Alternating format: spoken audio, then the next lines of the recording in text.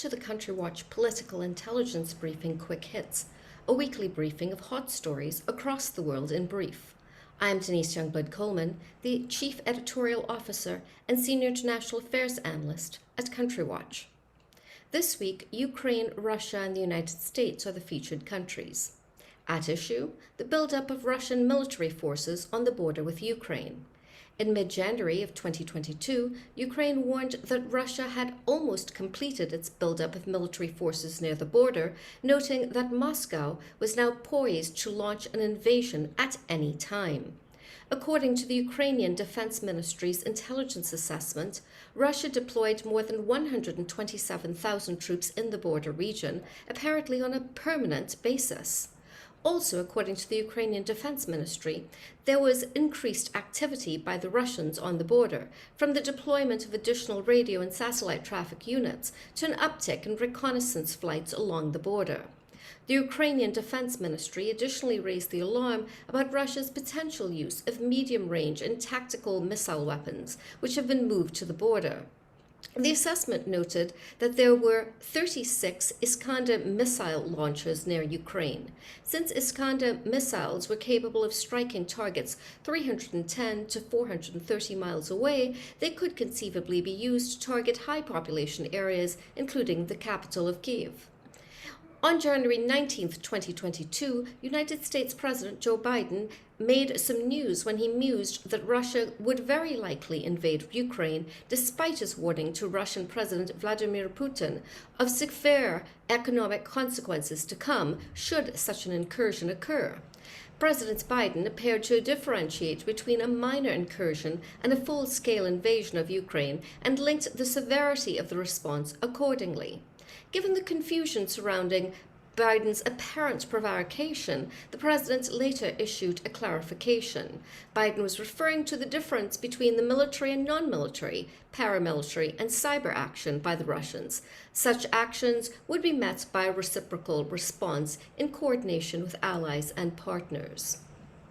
Other stories I'm covering include the United States and two key Supreme Court rulings there.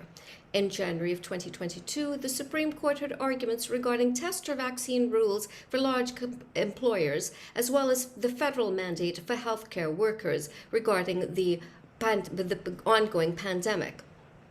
The Supreme Court blocked the Biden administration's vaccine or test mandate that applied to almost all private companies with 100 or more employees. That being said, the Supreme Court left in place the mandate requiring healthcare workers at facilities receiving federal funds to get vaccinated. Regardless of the Supreme Court's ruling in the OSHA case applying to large private companies, vaccine mandates continue to be applied across the country. Many states and local governments have their own enforceable vaccination mandates which are not affected by the OSHA ruling. For example, in the state of Hawaii, there's requirements for proof of vaccination to enter state facilities. As well, local and state governments, for example, in New York City and the state of Hawaii, they require persons to be fully vaccinated to enter indoor venues such as restaurants, bars, gyms, theaters. Meanwhile, private enterprises can on their own require full vaccination of employees. Several airlines, multinationals, as well as universities have implemented just such requirements. In another ruling, the Supreme Court cleared the way for the release of presidential records from the Trump White House to be sent to the January 6, 2021 Congressional Select Committee, which is investigating the insurrectionist attack on the United States Capitol. In the United Kingdom, Prime Minister Boris Johnson was under fire for breaking COVID protocols during the lockdown of 2020 and attending parties. Also problematic for him were claims that he lied about it to Parliament. During question time in the House of Commons, there was some rupture from within the Tories when the Member of Parliament, Christian Wakefield, resigned from the Conservative Party and walked across the floor to join the opposition Labour Party. In another dramatic moment, a veteran Conservative Member of Parliament and former Cabinet Minister David Davis pilloried Johnson, telling the Prime Minister, "In the name of God, go." The phrase was imbued with notoriety, having been used by Oliver Cromwell and having been directed by Leo Amery at Neville Chamberlain during World War II. It was to be seen if Johnson would endure a further erosion of support, thus leading to a confidence vote and a leadership race. The main contenders for the Tory leadership were expected to be, if such an occasion were to occur, Rishi Sunak, the Chancellor of the Exchequer since 2020, and Liz Truss, the Foreign Secretary since 2021. Other stories I've covered include the resignation of President Hamdok of Sudan and the coup leadership in that country ordering the security forces of the country to open fire on pro-democracy protesters.